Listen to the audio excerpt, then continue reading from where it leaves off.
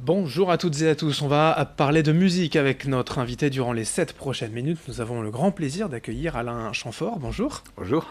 Vous venez nous parler de vos 50 ans de carrière Ah bon? déjà, mais aussi de votre dernier album, forcément Le désordre des choses. Encore une fois, cet album, vous nous dites, va nous permettre de raconter de belles histoires. En 50 ans de carrière, vous devez en avoir effectivement des histoires à raconter. Ah oui, oui. Enfin, après, toutes les histoires ne se font pas des chansons, mais là, on a décidé de- d'ailleurs, c'est une collaboration différente. J'ai un auteur différent qui s'appelle Pierre-Dominique Burgot sur cet album, et donc il y a un ton différent, et les thèmes des chansons changent aussi par rapport à ce que j'ai produit sur les albums qui précédaient. Ouais, vous Euh, présentez un album frontal.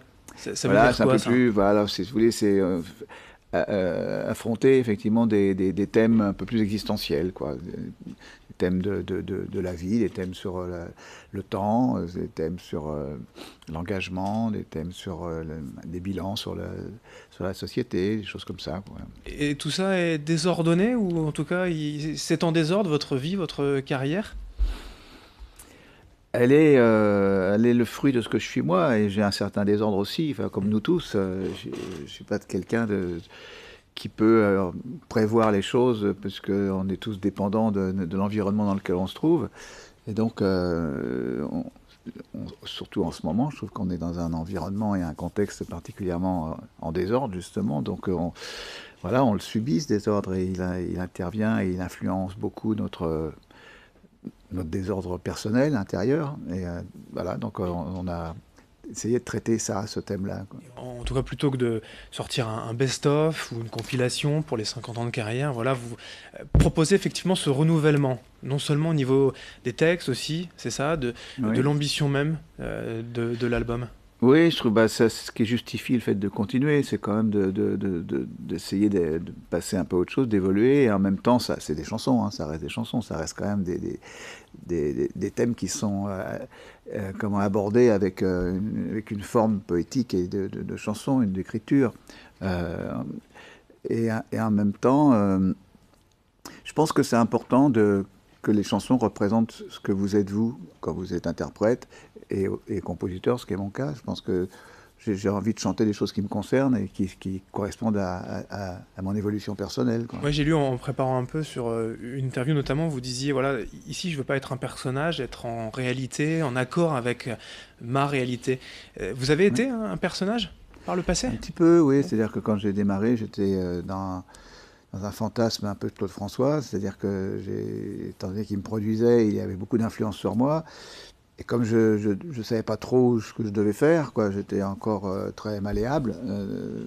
Donc j'ai un peu participé à la création d'un personnage qui n'était pas véritablement ce que j'étais dans ma vie réelle, quoi. Donc j'étais un peu comme ça, un peu schizophrénique, et j'avais besoin de rassembler ce que je suis dans la vie et ce que je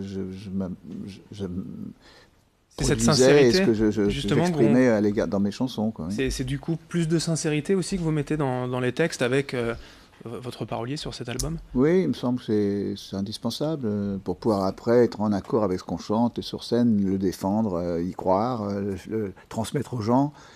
Je pense qu'il faut vraiment qu'on soit en accord avec ce qu'on veut chanter, ouais. Accepter exactement ce que l'on est, 50 ans de carrière, ne serait-ce que par exemple comme un symbole, le premier titre de l'album, les micro-sillons, qui font le rapport entre voilà, les Les sillons du marques de la vie, vinyle oui. et les rides du visage. C'est Oui. ça, c'est voilà, d'accepter tout simplement son état, cette Oui, de toute situation. manière, on peut pas y renoncer, on peut pas ou alors si on le fait, bah, on n'est vraiment pas dans quelque chose de simple, hein, parce que c'est plus fort que nous.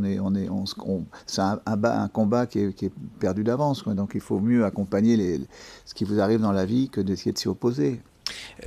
Une autre déclaration aussi que j'ai notée, pendant ma carrière, j'avais les pieds sur terre, un pied sur terre, la tête dans les étoiles. C'est un peu la recette aussi pour être artiste, voilà, garder quand même les pieds Oui, sur je terre, pense mais que aussi rêver pour faire rêver. exactement. Je pense qu'il faut vivre, être dans la réalité de la vie, parce que c'est aussi ça qui nous met en relation avec le reste du monde, avec les autres, et puis en même temps se préserver des petits moments liberté, de contact avec l'au-delà, avec l'inspiration, avec garder cette disponibilité-là aussi. C'est un petit peu un voyage entre les deux constamment qui justifie, enfin, qui fait partie de la vie d'artiste, quoi, oui, évidemment.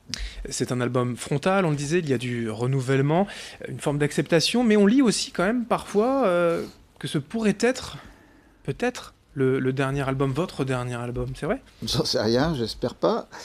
Si j'ai de nouveau la motivation, je crois qu'un album, ça s'aborde avec une énergie, une envie qui doit se manifester à un moment donné. Alors soit elle est imposée par un contrat discographique, soit il faut la trouver en soi. Là, je serai plus sous contrat discographique, donc je vais devoir effectivement me motiver tout seul. J'aurai pas d'obligation. Pas de pression aussi. Pas de pression, non plus, rien. Donc évidemment, c'est une manière différente d'aborder l'enregistrement d'un album. Mais bon, moi, c'est une fois que je suis sorti de la tournée et de défendre l'album du moment, j'ai envie de nouveau, effectivement, de me remettre au clavier et de repartir pour autre chose. Donc je ne sais pas où ça me mènera. Mais j'espère pas que ce soit le dernier album, celui-ci, quand même. On le souhaite effectivement, en tout cas pour vos fans, tous ceux qui vous apprécient. La suite, c'est déjà cette tournée quand même qui démarre dans quelques jours, le 12 octobre à Fontenay-le-Fleury. Ici dans la région, ce sera le 19 décembre au Théâtre Sébastopol à Lille. Avec plaisir, vous aurez aussi à venir ici bah oui, bien sûr. Dans la région. Partout.